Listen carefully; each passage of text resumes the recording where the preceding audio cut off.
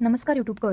आज महाशिवरात्रीनिमित्त म्हटलं आपण पण यूट्यूबवरती व्हिडिओ बघतच राहतो. मग आपण पण ट्राय करूयात. मी आज बटाट्याच्या खिसाचा चिवडा स्वच्छ धुवून पील करून घेतलं. त्यानंतर त्याला मोठ्या खिसणीने किसून घेऊन अशा 2 ते 3 पाण्याने धुवून घेतलं. व्हिडिओ दाखवल्याप्रमाणे स्टेप्स फॉलो सुकवायला ठेवलं. हे आपण तुम्ही फॅनखाली सुकवू शकता. उन्हात ठेवण्याची गरज नाही आहे. त्यानंतर तेलामध्ये शेंगदाणे तळून घेतले. हे कच्चे शेंगदाणे आहेत. तुम्ही भाजलेले घेऊ शकता. पण कच्च्या शेंगदाण्याला तळल्यानंतर त्याची चव मस्त येते.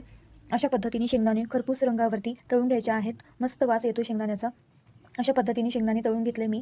आता मी ते काढून घेते. त्यानंतर जो आपण सुकवलेला बटाट्याचा किस होता तो टाकून घ्यायचा आहे आणि मीडियम फ्लेमवरती छान तळून घ्यायचा आहे. तुम्ही पाहू शकता मी तळते त्या पद्धतीने तुम्ही तळा. हा चिवडा महिनाभर हवाबंद डब्यामध्ये तसाच तसा कडक आणि मस्त कुरकुरीत राहतो. जर तुम्हाला माझा व्हिडिओ आवडला असेल तर व्हिडिओला लाईक, शेअर आणि सबस्क्राईब नक्की करा. अशाच नवनवीन रेसिपीसाठी माझ्या चॅनलला नक्की फॉलो करा. 4 ते 5 बटाट्याच्या खिसाचे माझे 3 बॅचेसमध्ये मी अशा पद्धतीने तळून घेतलेला आहे. तुम्ही पाहू शकता किती मस्त रंग आलेला आहे चिवड्याला. अशा पद्धतीने सर्व चिवडा तळून